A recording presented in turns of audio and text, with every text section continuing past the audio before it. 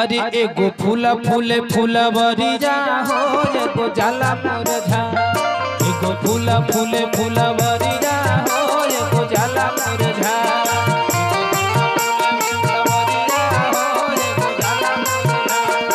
दुनिया हो माया के बजरिया हो केहू आवे केहू जा। दुनिया किराया के कोठरिया हो केहू आवे केहू जा। एगो फूला फूले फूलवरिया हो एगो जाला मुरझा।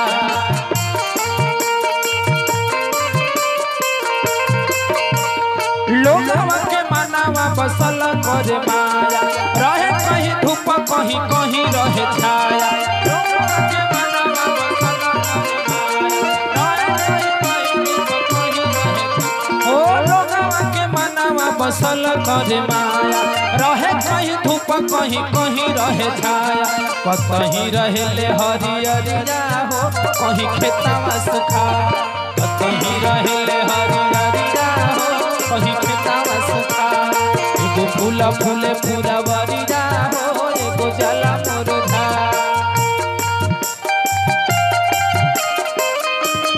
जय हो।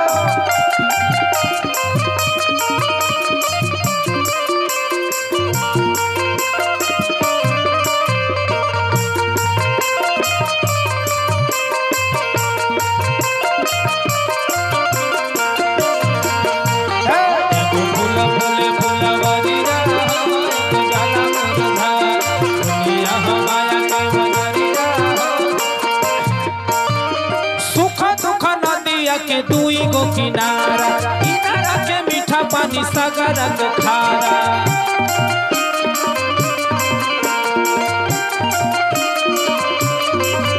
हो सुखा दुखा नदिया के दुई गो किनारा किनारा के मीठा पानी सागर के खारा। तबेला सूरज दोपहरिया हो साँझ हो तबहरा। तबेला सूरज दोपहरिया हो साँझ हो तबहरा। फूला फूलवरिया हो एगो जाला मुरझा।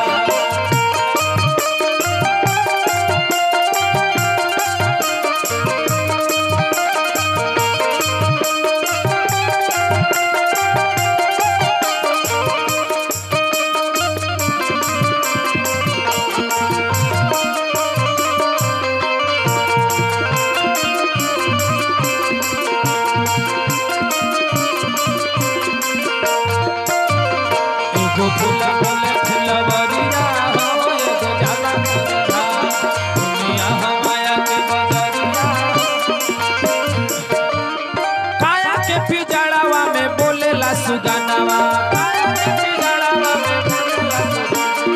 कहियो किरण छोड़ी उड़ेला गगनवा। काया के पिजड़ावा में बोलेला सुगनवा। कहियो किरण छोड़ी उड़ेला गगनवा। पनिया में सुख से मछरिया हो पानी बिना मुरझा।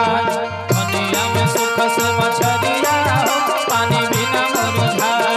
एगो फूला फूले फूलवरिया हो एगो जाला मुरझा। एगो फूला फूले फूलवरिया हो एगो जाला मुरझा। दुनिया हो माया के बजरिया हो दुनिया किराया के कोठरिया हो केहू आवे केहू जा।